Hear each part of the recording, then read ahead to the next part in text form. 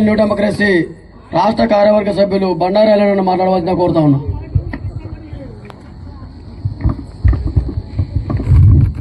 సభాధ్యక్షులు, వేదిక పైన ఉన్నటువంటి పెద్దలు, సభకు హాజరైనటువంటి అక్కలారా అన్నలారా, ఒక కవి అంటాడు వీరుల గురించి,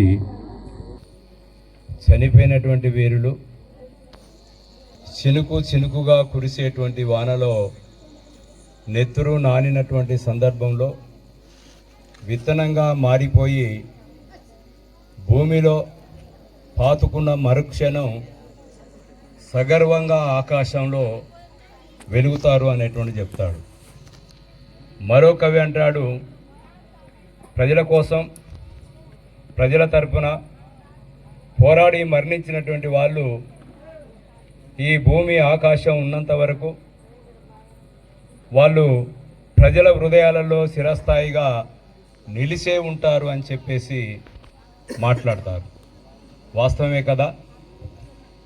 25 సంవత్సరాల క్రితం ఈ దేశంలో ఉన్నటువంటి లేదా ఈ ప్రాంతంలో ఉన్నటువంటి వెట్టి చాకిరీ పోవాలని చెప్పేసి, బానిసత్వం పోవాలని చెప్పేసి, ప్రజలందరూ సమానంగా బ్రతకాలని, నీ నా అనేటువంటి తేడా లేకుండా ప్రజలందరూ సగర్వంగా బ్రతకాలని చెప్పేసి ప్రజల పక్షాన నిలబడి కొట్లాడినటువంటి సందర్భంలో ఈ రాజ్యం తప్పుడు కేసులు పెట్టి జైళ్లలో నిర్బంధించి ఆఖరికి ఉరిశిక్షని ఖరారు చేసినటువంటి సందర్భంలో, చివరికి ఉరిశిక్ష రద్దయినటువంటి సందర్భంలో కూడా భయపడకుండా, బెదరకుండా, అదరకుండా చివరి క్షణం వరకు ప్రజల కోసమే నిలబడతాను, ప్రజల కోసమే పోరాడతాను, ఈ ప్రాణం ప్రజల కోసమే అర్పిస్తానని చెప్పేసి మరణించినటువంటి నరసన్నని 25 సంవత్సరాల తర్వాత కూడా స్మరించుకోవడం అనేటువంటిదంటే ఆ కవులు చెప్పినటువంటిది వాస్తవమే కదా. ఒకసారి గుర్తుంచుకోండి, నీ తాత ఎవరో తెలియదు, నీ ముత్తాత ఎవరో అంతకన్నా తెలియనటువంటి పరిస్థితి ఉంటుంది.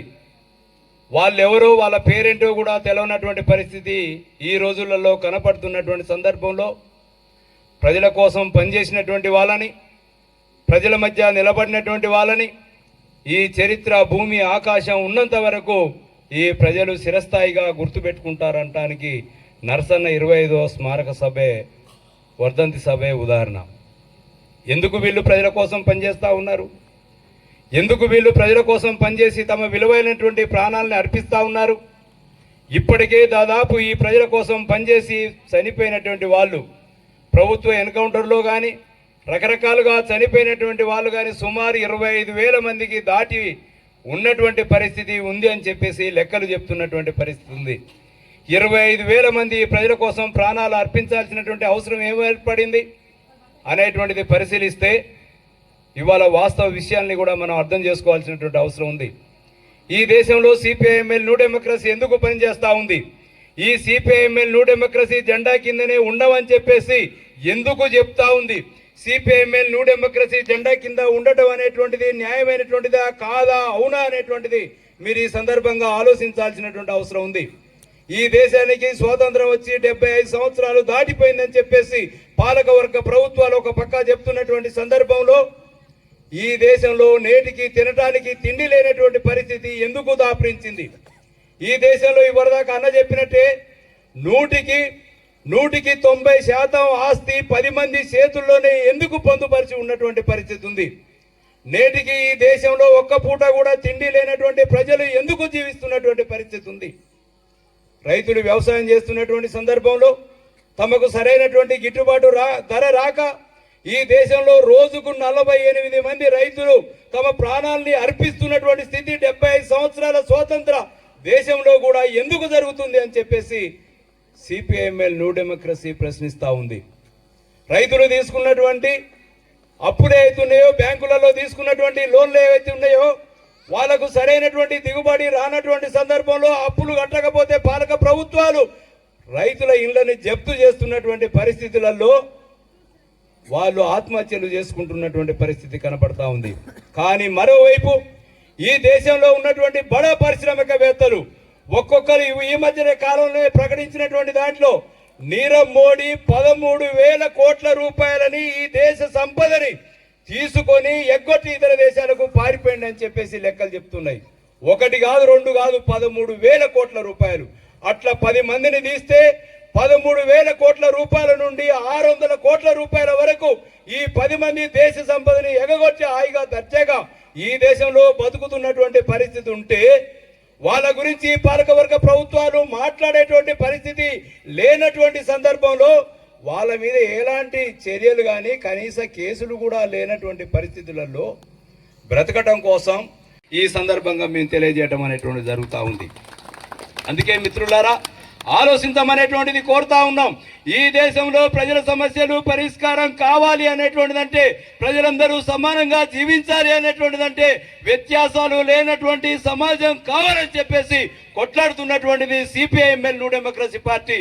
ఆ పార్టీ అధికారంలోకి వచ్చినప్పుడు మాత్రమే, ఆ పార్టీ తరఫున ప్రజలందరూ నిలబడినప్పుడు మాత్రమే ఈ ప్రజా సమస్యలు పరిష్కరింపబడతాయి తప్ప అది అధికారంలోకి రాకముందు లేకపోతే ఈ సమస్యలు పరిష్కారం కావు అని చెప్పేసి మేము చాలా స్పష్టంగా గత 75 సంవత్సరాల నుంచి చెప్పుకుంటూ వస్తున్నాం. అదే వాస్తవం అని చెప్పేసి తేలుతున్నటువంటి పరిస్థితి ఉన్నది. అయితే మీరు ఈ సందర్భంగా గుర్తుంచుకోవాల్సినటువంటి అవసరం కూడా ఉంది. పోలీసులు 10 గంటల వరకే మాకు పర్మిషన్ ఇచ్చారట. ఇది దుర్మార్గం. మేమేం చేస్తున్నాం? ఇక్కడేం గొడవలు కావట్లేవే, ఇక్కడేం వైరుధ్యాలు లేవే, మేము ప్రశాంతంగా మా అమరవీరులని స్మరించుకోవడం అనేటువంటిది కూడా నేరమా?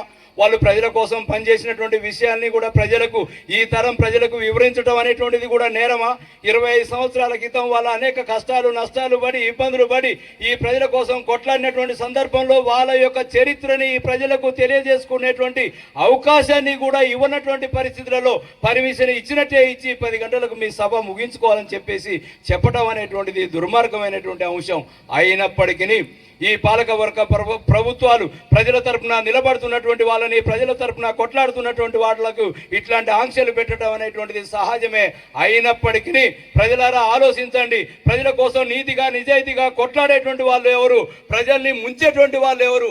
ఒక సామెత చెప్పినట్టు, ఒకరు ఎమ్మెల్యే అయితే ఒకరు సర్పంచ్ అయితే ఆయన ఏం చేస్తాడంటే ముందు దాకా వెనక దాకా, నువ్వు చుట్టం లేదు పక్కం లేదు, వెనక లేదు ముందు లేదు పక్క లేదు అటు లేదు ఇటు లేదు, ముంచుడే ముంచుడు ఎదుగుడే ఎదుగుడే అనేటువంటి ఒక సూత్రాన్ని ఇవాళ ఒకే సూత్రాన్ని పట్టుకొని ఇవాళ కోట్ల రూపాయలు సంపాదిస్తున్నటువంటి పరిస్థితి ఉంది. ఒక్కసారి ప్రజాప్రతినిధి అయితే 3-4 తరాలకు సరిపోను సంపాదించుకుంటున్నటువంటి పరిస్థితి ఉంది. అదే సిపిఐఎంఎల్ న్యూ డెమోక్రసీ ప్రజాప్రతినిధులను ఒకసారి పరిశీలించండి. మా ఇల్లెందు ప్రాంతంలో అన్న చెప్పినట్టే గుమ్మన్ నర్సయ్య గారిని 5-6 సార్లు గెలిపించుకున్నాం. 30 సంవత్సరాలు ఎమ్మెల్యేగా కొనసాగినటువంటి పరిస్థితి ఉంది. ఆయన యొక్క జీవన విధానం ఏంది అనేటువంటిది సిపిఐఎంఎల్ న్యూ డెమోక్రసీ పార్టీ ఆ ప్రజాప్రతినిధిని ఏ విధంగా నడిపించింది అనేటువంటిది 105 సర్పంచులని ఆ ప్రాంతంలో గెలుచుకున్నటువంటి పరిస్థితి ఉంది. జడ్పీటీసీలను గెలుచుకున్నాం, ఎంపీటీసీలను గెలుచుకున్నాం. వాళ్ళ యొక్క జీవన విధానం నేటికి ఏ విధంగా ఉంది అని చెప్పేసి మీరు ఆలోచించండి. అందుకే సిపిఐఎంఎల్ న్యూ డెమోక్రసీ ప్రజాప్రతినిధిని గెలిపిస్తే వాళ్ళు ప్రజల కోసం కొట్లాడతారు, ప్రజల కోసం నిలబడతారు, ప్రజల హక్కుల కోసం కొట్లాడతారు తప్ప వాళ్ళు 10 రూపాయలు కూడా సంపాదించుకున్నటువంటి ఒక పరిస్థితి ఉంటుంది. అందుకని ఉన్నటువంటి టైంలో అర్థం చేసుకోండి మిత్రులారా, సిపిఐఎంఎల్ న్యూ డెమోక్రసీ పార్టీ మాత్రమే ప్రజల కోసం నిలబడుతుంది. సిపిఐఎంఎల్ న్యూ డెమోక్రసీ పార్టీ మాత్రమే ప్రజల తరఫున కొట్లాడుతుంది తప్ప ఈ దేశంలో ప్రజల కోసం నిలబడేటువంటి కొట్లాడేటువంటి పార్టీలు అవి ఏవీ లేవు. అది ఉన్నది అనేటువంటిది అంటే సిపిఐఎంఎల్ న్యూ డెమోక్రసీ. అందుకే సిపిఐఎంఎల్ న్యూ డెమోక్రసీ జెండా కింద ఉండాలని కోరుతూ ఈ అవకాశం కల్పించిన అధ్యక్ష వర్గానికి అభినందనలు తెలియజేస్తూ ముగిస్తా ఉన్నాను.